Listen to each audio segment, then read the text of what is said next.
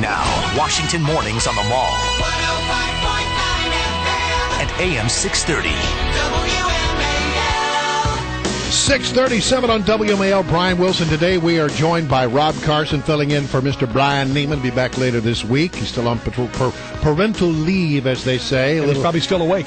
Yeah, he probably didn't get much sleep last night, but that's the way it goes when you got a new baby in the house. We are joined on the line now by Jim Pethokoukis, who's a CNBC contributor.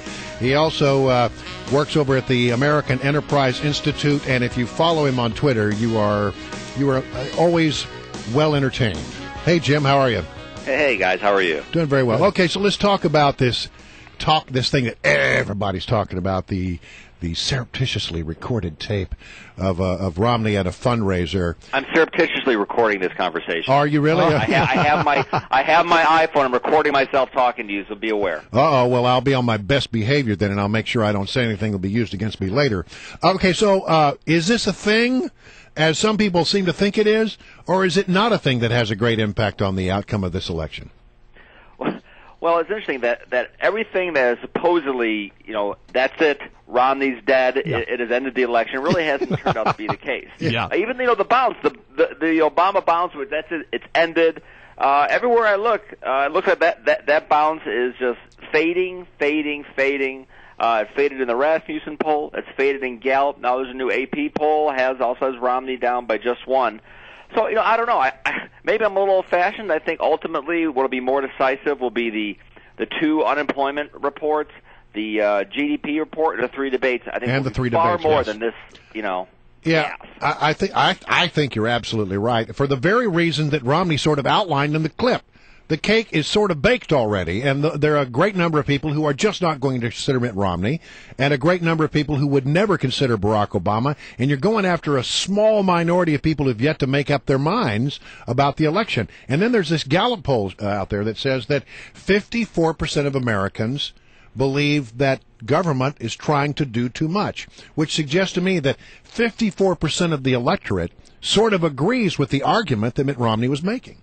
And 54% of the electorate fundamentally disagrees with the main reason Barack Obama ran for president. Well, I think the main reason is so he can say he's president.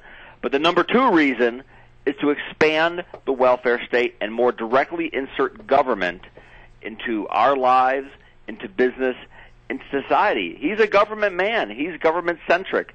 That's what he believes in. That's what he believes there hasn't been enough of for the past 30 years. So if you believe government is already doing too much, a president who believes it's not doing nearly enough, well, that to me seems like a conflict.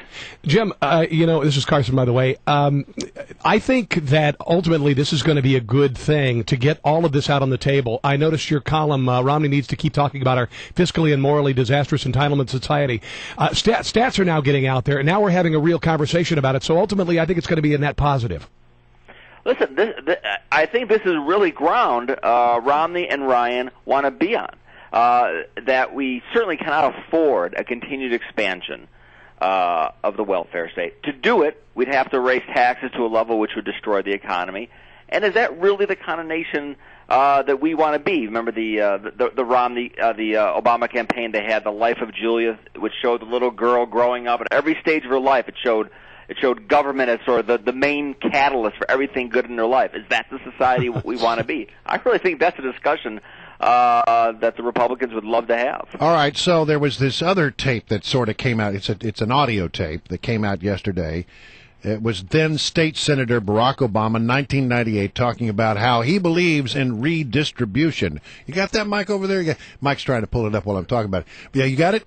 Here's what he had to say in 1998, Barack Obama. I think the trick is figuring out how do we structure government systems that pool resources and hence facilitate some redistribution, because I actually believe in redistribution, at least at a certain level, to make sure that everybody's got a shot. Well, that's 1998, State Senator Barack Obama. Presidential candidate Barack Obama said the same thing, more or less, to Joe the Plumber in 2008.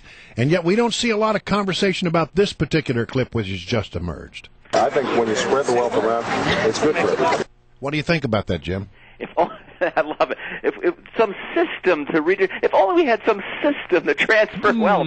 I believe the system would be the tax code. And one reason, yeah. I mean, give me a break. One reason we have not seen. Remember, Paul Ryan has his budget, his path to prosperity, which shows exactly how over the coming decades he would deal with the debt problem. We haven't seen that from Barack Obama. And why? Because the only way to pay for the sort of spending that Democrats want, that sort of spending path, is for dramatically higher taxes, not on the 1 or 2%, but on the 100%. And that is why you'll never see that budget from Barack Obama until it's too late, because it really would require dramatically higher taxes on everybody and that huge redistribution of wealth. I want to ask you about the economy because, as you say, we got some economic reports that will be coming out before the election. People actually have to go to the polls and vote, so that will be an impact. But when you look at the stock market right now, it doesn't look too bad. And I've seen some reporting that says that if the stock market is doing well in this period between, let's say, like Labor Day and Election Day, that generally the guy in office gets reelected. Do you agree with that assessment?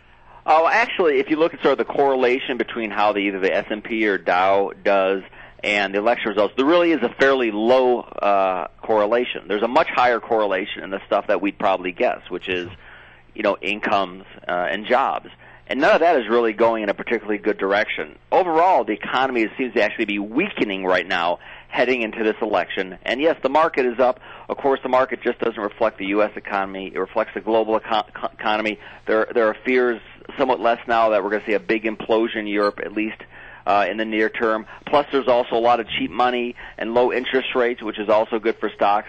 But I think the market is not so much reflecting a strengthening of the economy because it's not. The job market is stagnant. Incomes are stagnant. Growth seems to actually be declining here in the last few months. So I think those are the factors which would be a bigger influence. And $4 gas. Don't forget $4 gas. That's right. I trust me, I haven't forget it. I don't think any of the listeners have forgotten. Yeah, I don't forget it every time I go to the pump. All right, Jim Pethokoukis, a CNBC contributor. He works also for the American Enterprise Institute. Always a pleasure to have you on the program. Thank you, gentlemen. 644 on WMAL.